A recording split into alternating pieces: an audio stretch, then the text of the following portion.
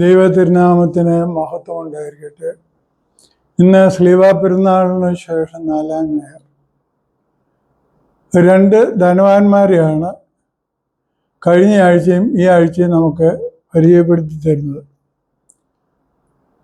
കഴിഞ്ഞ ആഴ്ച വിശുദ്ധ ലൂക്കോസ് 16-ഉം ഇന്ന് വിശുദ്ധ ലൂക്കോസ് 12-ാം അധ്യായവും. 16-ാം അധ്യായത്തിലെ കഴിഞ്ഞ ആഴ്ചത്തെ ധനവാന് നീതിയുള്ള ന്യായാധിപനാണ്. അതുകൊണ്ട് സാധാരണക്കാരുടെ, കുടിയാന്മാരുടെ സങ്കടം കേൾക്കുന്നവനാണ്. അതുകൊണ്ടാണല്ലോ കാര്യസ്ഥൻ തെറ്റായ കണക്കുകൾ എഴുതിച്ചത് യജമാനോട് ബോധിപ്പിക്കാൻ പറ്റിയത്, അല്ലെങ്കിൽ യജമാൻ്റെ അടുത്ത് അവർക്ക് എത്താൻ പറ്റില്ല. നീതിയുള്ള ന്യായാധിപനാണ് ആ ധനവാൻ. എന്നാൽ ഇന്നത്തെ ധനവാൻ കർത്താവിൻ്റെ വേറെ ഉപമയാണ്. ആ ധനവാനെ സംബന്ധിച്ചിടത്തോളം അവൻ്റെ ഭൂമി വല്ലാതെ വളഞ്ഞു, ഒത്തിരി ഫലമുണ്ടായി. എന്നിട്ട് അവൻ പറയുക, ഞാൻ ഒത്തിരി പാണ്ഡ്യശാലയും പണിയും, എന്നിട്ട് അതെല്ലാം കൂട്ടിവെക്കും. എന്നിട്ട് ഞാൻ എന്നോട് തന്നെ പറയും, ഒത്തിരി വിഭവങ്ങൾ, സ്വാദിഷ്ടമായ വിഭവങ്ങൾ നീ സമ്പാദിച്ചിട്ടുണ്ട്. നീ തിന്നുക, നീ കുടിക്കുക, നീ ആനന്ദിക്കുക. കർത്താവ് ആ ഉമ്മയിൽ ചോദിക്കുകയാണ്, ദൈവം നിന്നോട് ചോദിക്കുന്നു, മനുഷ്യ, ഇന്ന് രാത്രിയിൽ നിന്റെ ആത്മാവിനെ ഞാൻ തിരികെ ചോദിച്ചാൽ നീ സമ്പാദിച്ചത് ആർക്കാവും? ഇത് നമ്മൾ ചിന്തിക്കാറില്ല. അതൊരു വലിയ ദയനീയമായ അവസ്ഥയാണ്.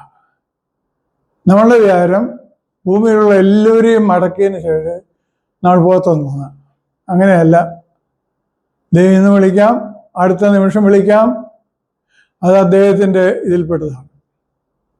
വേറൊരു ധനവാനെ കുറിച്ചും പറയുന്നുണ്ട് കർത്താവ്. ധനവാന്റെയും ലാസറിൻ്റെ ഉപമയിൽ അവൻ തിന്നെല്ലാം തിന്ന് കുടിച്ച് അവനങ്ങനെ സുഖേന കഴിയുക. അവൻ്റെ വാതിക്കൽ ലാസർ എന്ന് പറയുന്ന ഒരു ദരിദ്രനുണ്ട്. അവൻ തിരിഞ്ഞു നോക്കിയില്ല. അവൻ്റെ വ്രണം നായ്ക്കൾ നക്കുകയാണ്. നായ്ക്കൾ നക്കുമ്പോൾ അരമ്പോഴുള്ള അതിൻ്റെ നാക്ക്, അവൻ്റെ മുറിപ്പാടുകൾ വേദന ഇട്ടിട്ട് വീഴുകയാണ്, വേദനയോടെ ചോരയിട്ടിട്ട് വീഴുകയാണ്. പക്ഷെ അവന് ഇതൊന്നും കണ്ടിട്ടും അവന് യാതൊരു ദാക്ഷിണ്യവുമില്ല. അന്ന് യഹൂദന്മാരുടെ ഇടയിൽ ഒരു ചിന്തയുണ്ടായിരുന്നു, യഹൂദനായാൽ നരകത്തിൽ പോകത്തില്ല. അബ്രഹാം പിതാവ് നരകത്തിൽ പോകുന്ന ഓരോ യഹൂദനെയും പൊക്കിയെടുത്ത് കരയ്ക്ക് വെക്കും. അത് തിരുത്താനാണ് കർത്താവ് പറഞ്ഞത്. ഇങ്ങനെ പല തിരുത്തലുകളും കർത്താവിൻ്റെ ഉപമയിൽ എനിക്ക് നിങ്ങൾക്കുണ്ട്. ഇന്നത്തെ ഉപമയിൽ കർത്താവ് പറയുന്നു, നീ കാലുവാരി, മറ്റവനെ ഉപദ്രവിച്ചും കള്ളത്തരം പറഞ്ഞും നട്ടാൽ കുറുക്കാത്ത കള്ളങ്ങളും പറഞ്ഞ് നീ സ്ഥാനങ്ങൾ നേടിയിട്ട് നിനക്ക് എന്നാ ഫലം? അതിനോടാ പറഞ്ഞു, ആഹാ, ഞാനൊരു ജീവിതം ജീവിക്കും, ഞാൻ സുഖേന കഴിയും എന്നൊക്കെ അവൻ വിചാരിച്ചു. പക്ഷെ പറ്റിയില്ല. അവനോട് പറയുന്നു, ഇന്ന് രാത്രിയിൽ ഞാൻ നിന്റെ ആത്മാവിനെ നിന്റെ പക്കൽ നിന്ന് ചോദിക്കും. പിന്നെ ഈ സമ്പാദിച്ചത് ആർക്കാവും? ഈ ചോദ്യം എന്നോട് നിങ്ങളോടുമുണ്ട്. ആ ചോദ്യത്തിന് ഉത്തരം പറയാൻ തക്കവണ്ണം ദൈവത്തിൻ്റെ പരിശുദ്ധാത്മാവ് നമ്മെ സഹായിക്കട്ടെ എന്ന് പറഞ്ഞുകൊണ്ട് ഞാൻ എൻ്റെ വാക്ക് ചുരുക്കുന്നു.